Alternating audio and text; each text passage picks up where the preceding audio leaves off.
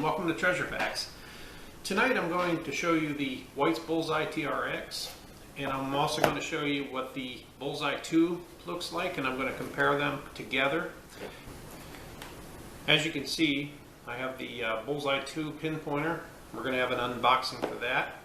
And we have the Bullseye TRX pinpointer by White's. You can already tell the difference in the size of the boxes. This one's a great deal smaller.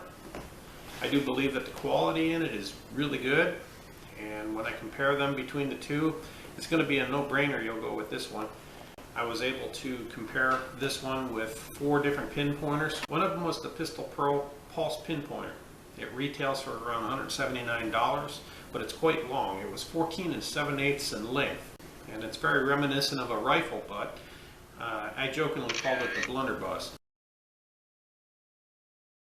I believe it is probably a good pinpointer. I've never used one. I'm not here to tear one down and lift up another. So today I'm actually just going to do a comparison of all 4 and tell you what I like about it, show you a little bit how it works.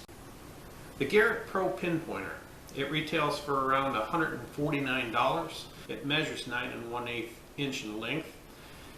At its widest, it's 1 5/8 inches. The MindLab ProFind, it retails for around $179. It measures 9 1/4 inch in length. At the widest, it's 1 5/8 inches. The White's Bullseye, which is here, we'll unbox it and I'll show you.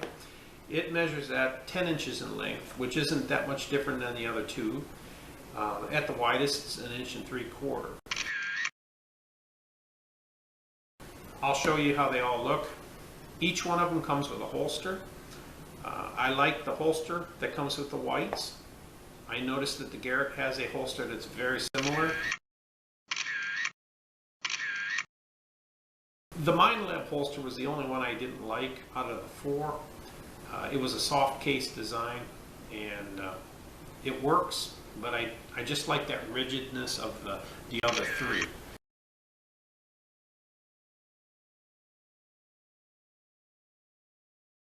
So why don't we go ahead and have an unboxing, and we'll show you the difference between the 2 Whites, and I'll show you some pictures of the other 3.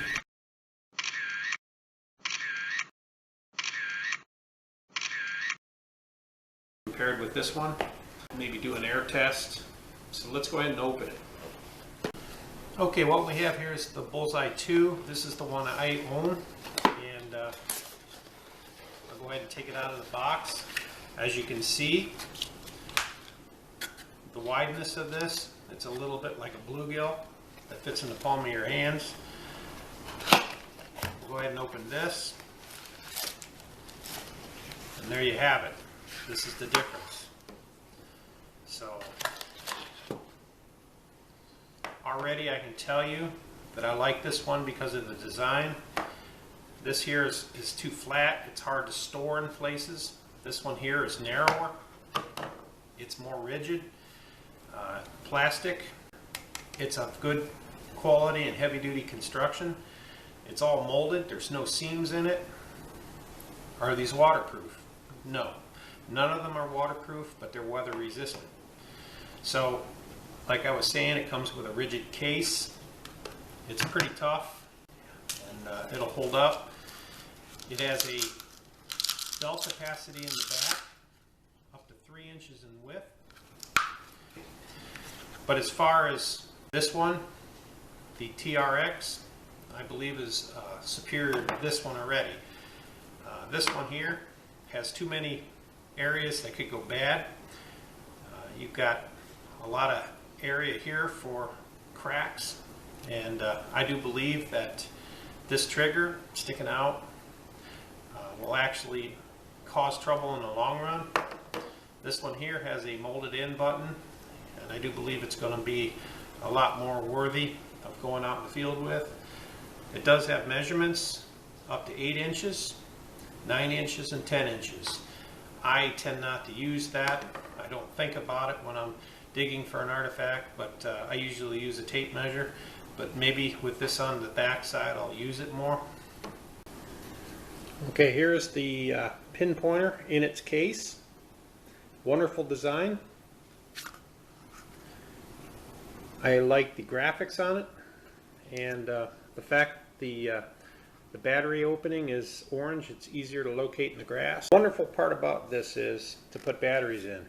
It has an O-ring. It keeps the back end sealed. Nice cap. You can use this and put 2 AA's in, or you can put one 9-volt battery down in there. So you have a choice of either type of battery. It's easy to install. Just snug it up a little bit and you're ready to go. So this is your power button. It's molded in there. You have a speaker. Like I said, the graphics, pretty catchy, pretty nice. So let's go ahead and we'll do a small review on the air test. Okay, one of the differences with the Bullseye 2 and the White TRX pinpointer is not the length, but it's the lightness and the rigidness. I want to point out that the graphics is wonderful. It has an LED light, just like its predecessor, the Pinpointer 2. I want to say that the MindLab and the Garrett, they both have lights as well. One of the neat features on this Bullseye TRX from White's is if you want to shop for sound, you can do that.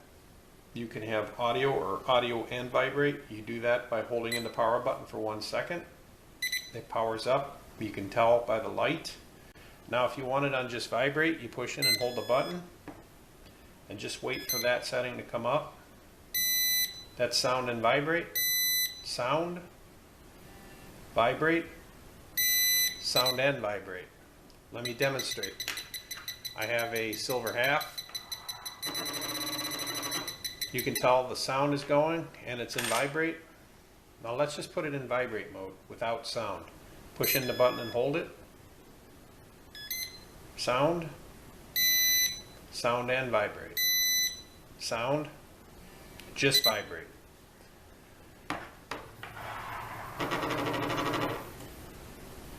It's just in vibrate mode. If you want to go for just sound, push in the button and hold it and wait for that setting to come up. Vibrate, sound and vibrate, just sound.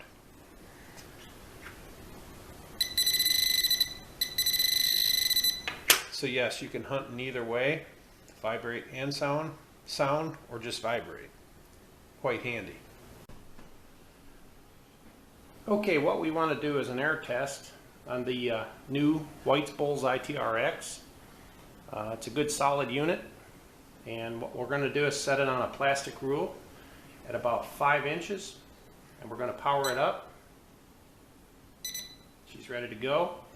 And what we're going to do is we're going to try this silver half dollar, but I'm going to lay it on its side rather than face off with the pinpointer. The traditional way is to do it this way, but I really feel like sometimes in all reality coins are not always facing off with the coil, they're laying on their side. A pinpointer is just that. You're there to find the article in the hole. It's not really meant to detect and find the depth. So I think sometimes we use the pinpointer more as a metal detector, and it's really not. Let's just lay the coin on its side, move it in about 2 inches. I can back it off about 2 1/4. Next, I want to use a buffalo nickel laying on its side.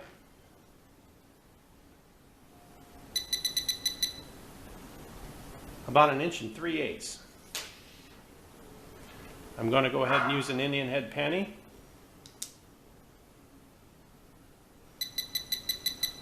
About 1 1/2. I'm going to go ahead and use a seated Liberty dime. It's silver, laying on its side.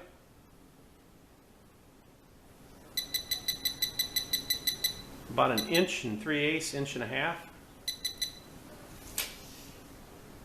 And last is a class ring that I found in a river. I couldn't find the owner. Though the person's name is engraved, I haven't been able to locate the owner. It's still his if he claims it, but right now it's mine. We'll move her in at about 2.5 inches. And I believe sometimes we use a pinpointer as a metal detector, and I really don't think we should be doing that. The metal detector is to locate, and I think if we use our metal detectors correctly, we'll be able to tell the depth before we even dig. Pinpointers are just that. It's to locate the target. Okay, I hope that helps you with the review on the new White's Bullseye TRX. And like I said, it comes in with a nice holster. So when you're out in the field, it's on your side, and it's easy to remove. And like I said, thanks for watching, and have a good night.